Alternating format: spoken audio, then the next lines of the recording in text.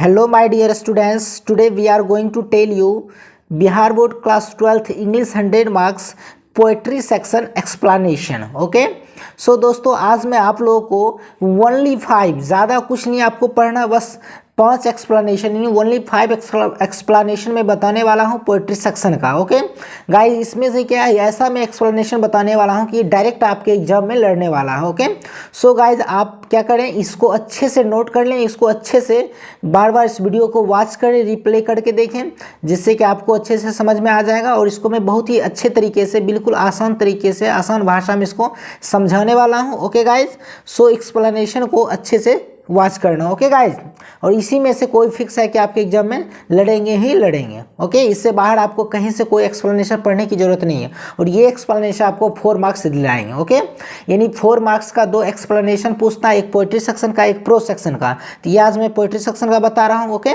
अगर गाइज आपको prose section का भी एक्सप्लेनेशन चाहिए तो आप कमेंट सेक्शन में कमेंट करना। ओके, तो चलिए बिना किसी देरी के शुरू करते हैं आज के इस क्लास को।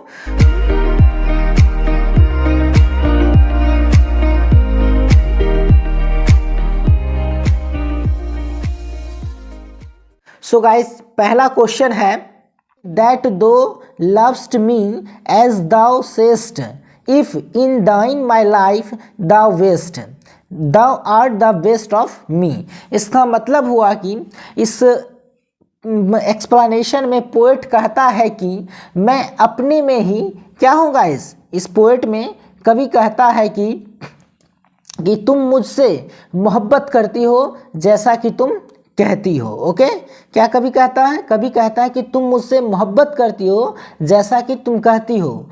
तुम्हारे पास बैठकर अपनी ज़िंदगी खराब करूं, क्या मेरे लिए ये अच्छा रहेगा?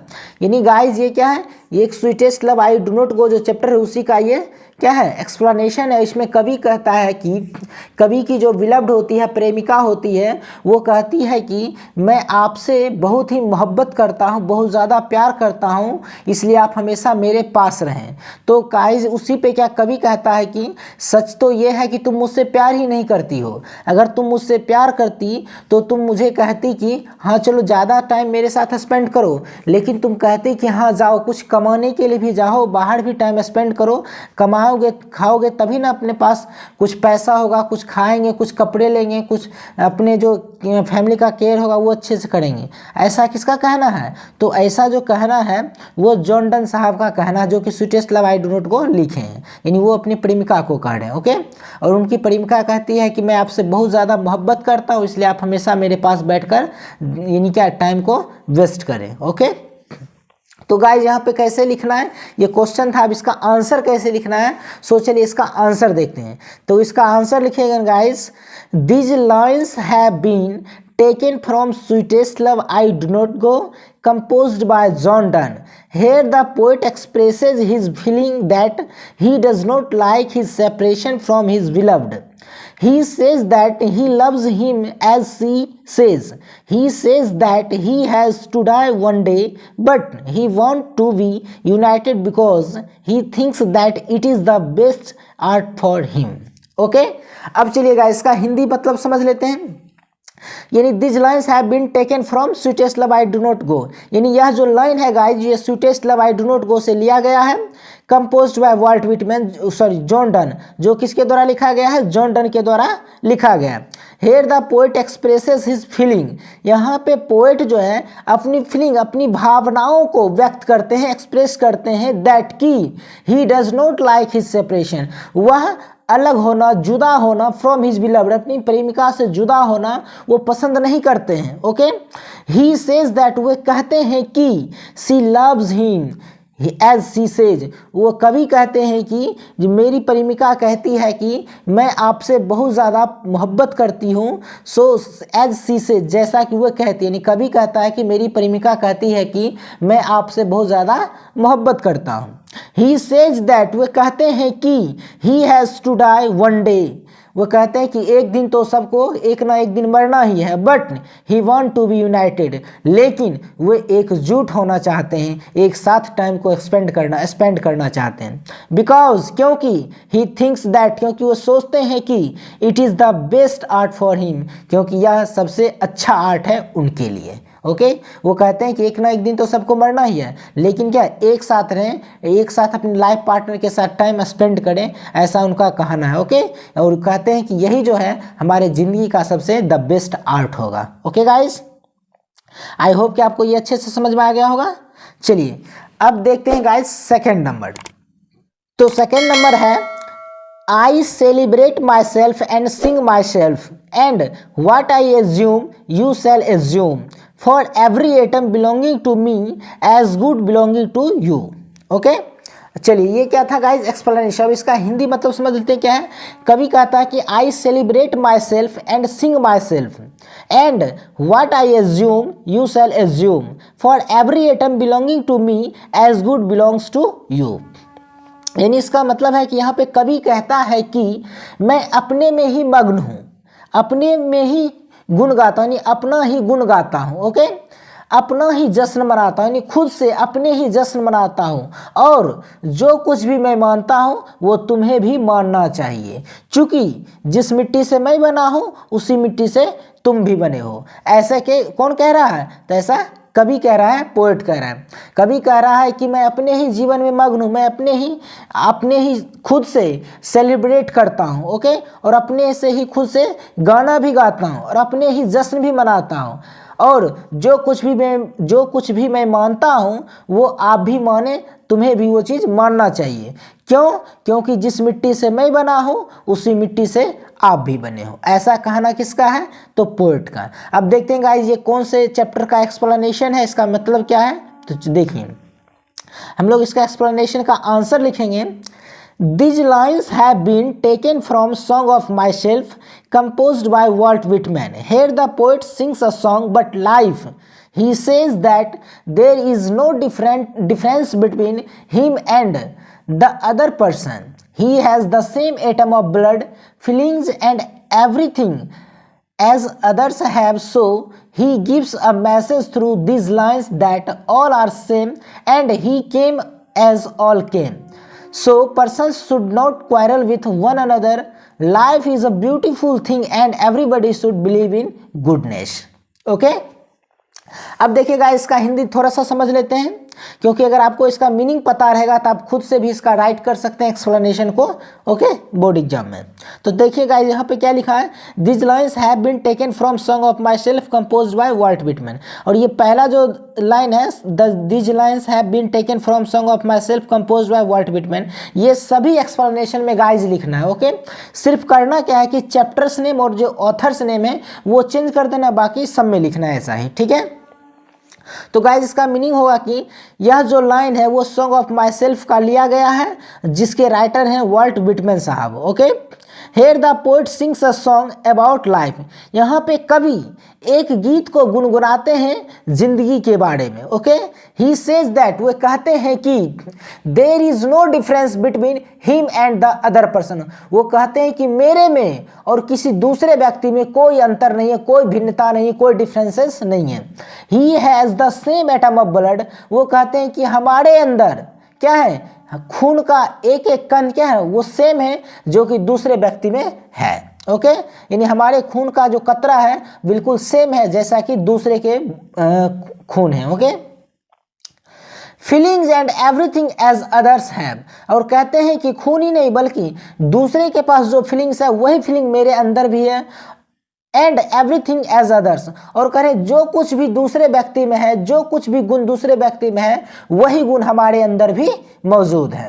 सो he gives message through this lines, इसलिए वो इस लाइन के माध्यम से मैसेज देना चाहते हैं, संदेश देना चाहते हैं दैट ऑल आर सेम, कि सभी व्यक्ति के हैं सेम है, आपस में बराबर हैं, इक्वल हैं। And he came as all came, और वो कहते हैं कि सभी आया है, मतलब कहते हैं कि ही केम यानी वह आए हैं। ठीक है गाइस, कौन, यानी कवि अपने बारे में कहते हैं कि मैं आया हूँ एज ऑल केम, जैसे कि दुनिया में सभी व्यक्ति आए हैं। ओके, वो कहते हैं कि दुनिया में मैं आया हूँ जिस तरह से, उसी तरह से दुनिया में सभी व्यक्ति भी आए हैं। Okay, so persons should not quarrel with one another, इसलिए लोगों को एक दूसरे के साथ कभी भी लड़ाई झगड़ा नहीं करना चाहिए।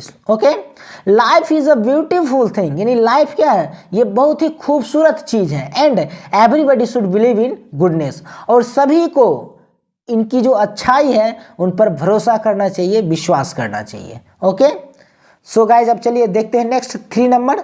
तो गाइज 3 नंबर जो एक्सप्लेनेशन है वो क्या है, चलिए देखते हैं। तो क्वेश्चन है, he drank enough and lifted his head dreamily as one who has drunken. Okay, अब गाइज देखिए इसका आंसर क्या होगा, या फिर पहले इस एक्सप्लेनेशन का जो लाइंस दिया हुआ इसका मतलब क्या है वो समझ लेते हैं।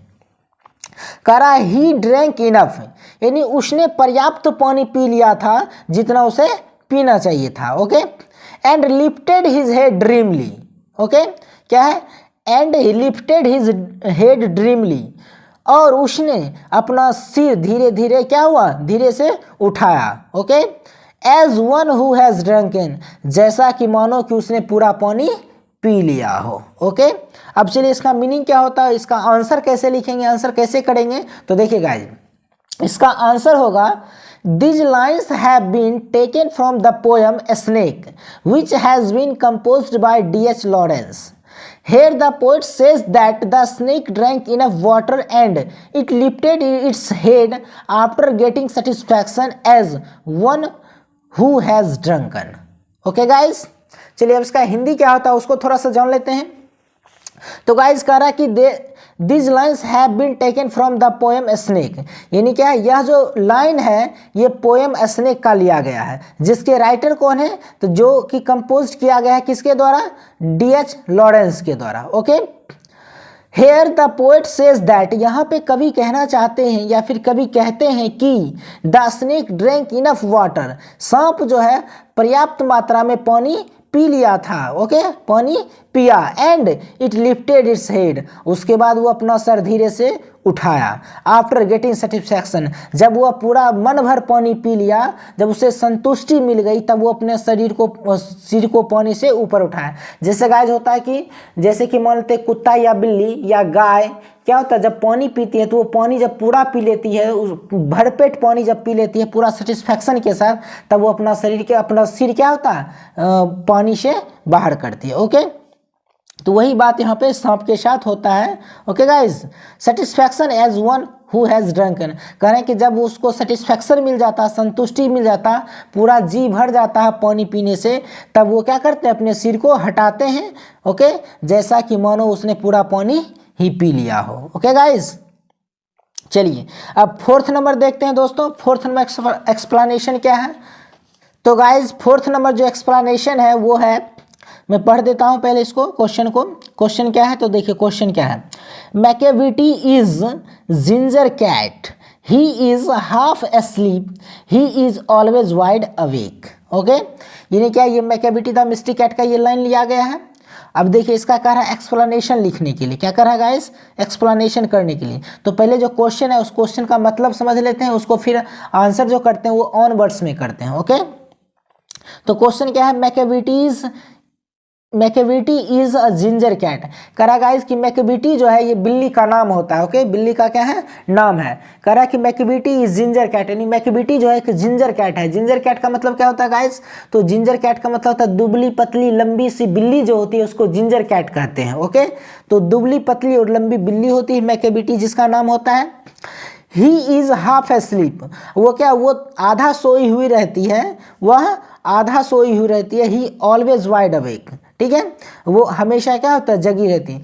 जब हम लोग सोचते हैं कि वो आधा सो गई है, लेकिन जैसे ही हम उसके पास जाते हैं तो फटाक से जग जाती है। ओके, तो ये नहीं कहने का मतलब क्या, वो हम लोग को लगता है कि वो सोई हुई है, बट वास्तव में क्या होता है गाइज, वो सही से सोई नहीं रहती, वो जगे ही रहती। जैसे हम उसके पास जाते हैं तो फटाक से क्या होता है, उठ जाती हैं। यानी क्या, हम लोगों को वो उल्लू बनाती हैं। जैसे कि हम लोग लगता है कि हम लोग को ये लगता है कि वो कुत्ता जो है, सॉरी बिल्ली जो है मैकी बेटी, वो सो गई है, लेकिन वाकई में वो सोई हुई नहीं रहती। जैसे ही हम उसके पास जाते हैं तो वो फटाक से उड़ देती है, भाग जाती है।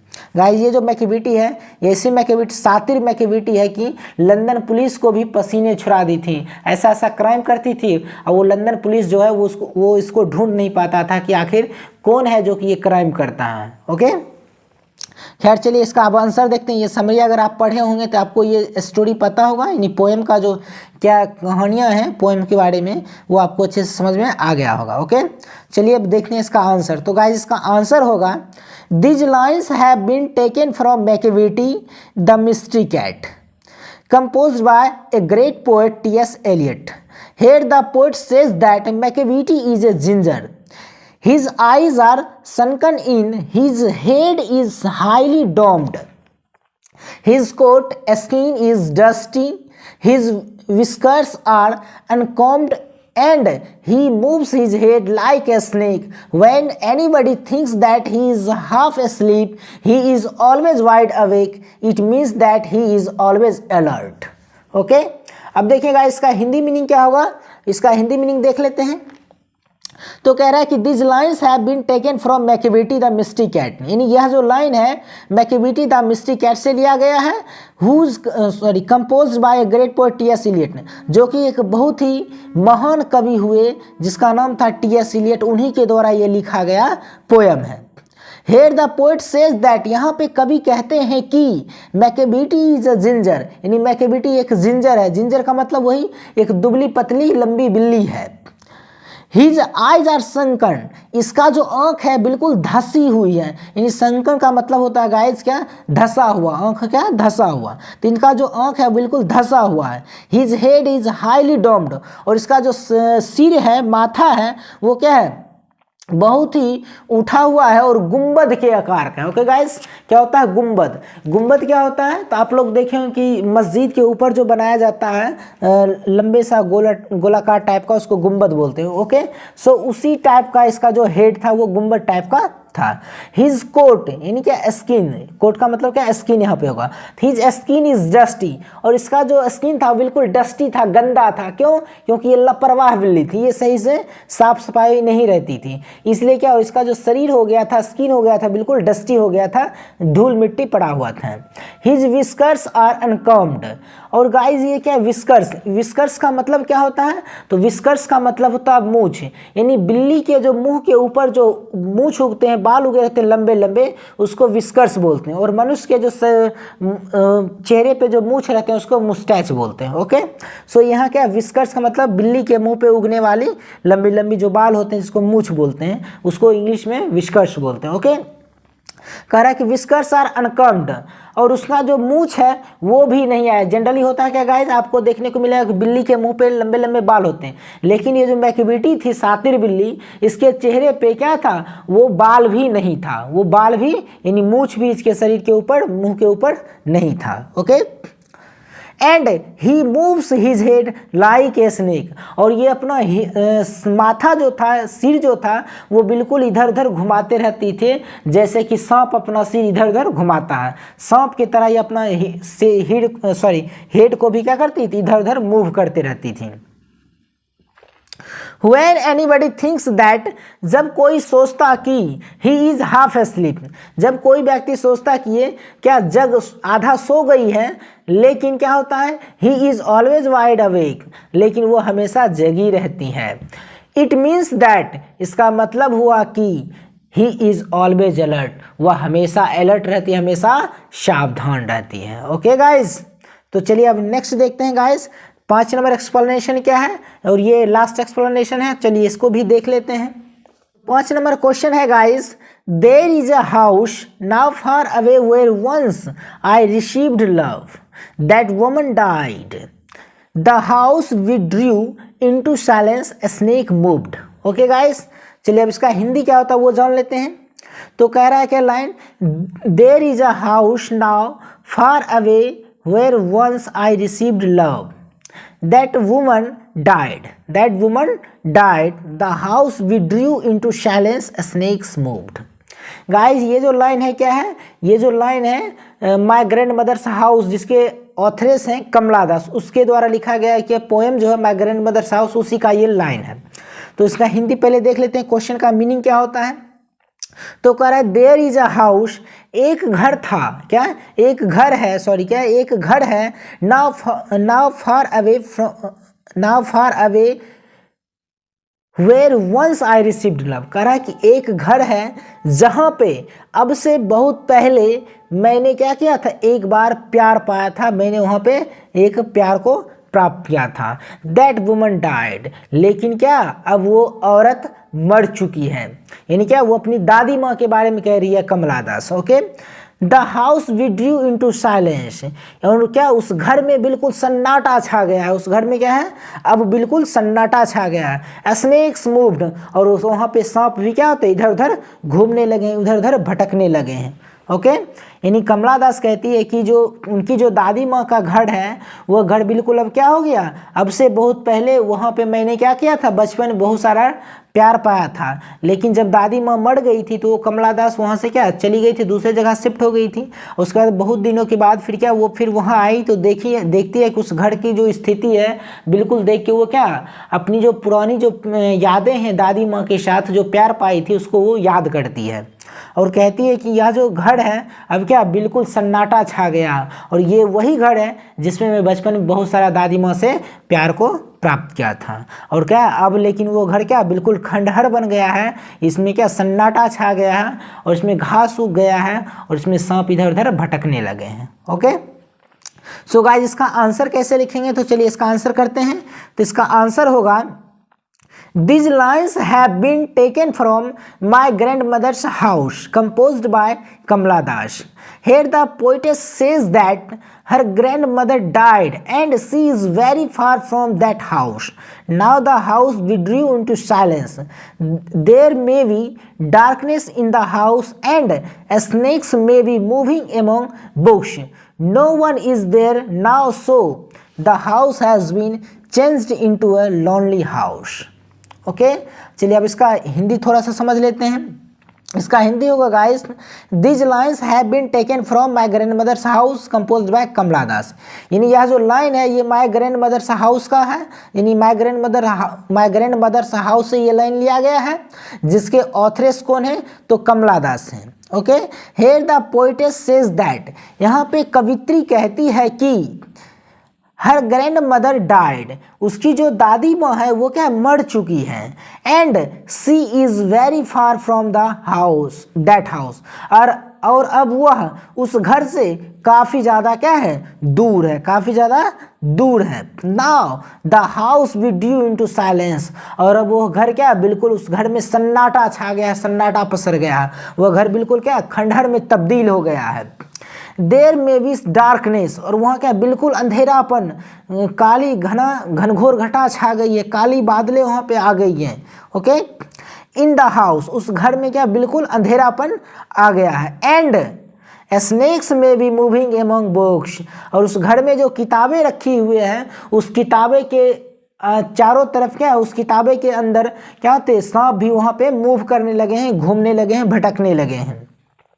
No one is there now, कह रही है कि कमला दास कह रही है कि अब वहाँ कोई नहीं रहता है, अब वहाँ कोई नहीं रहता है। So the house has been changed into a lonely house, इसलिए अब वह घर जो है बिल्कुल बदल गया है, परिवर्तन हो गया उस घर में, और वह घर किस में बदल गया, तो लोनली हाउस, यानी एक अकेला सा सुनसान घर में वो तब्दील हो गया है।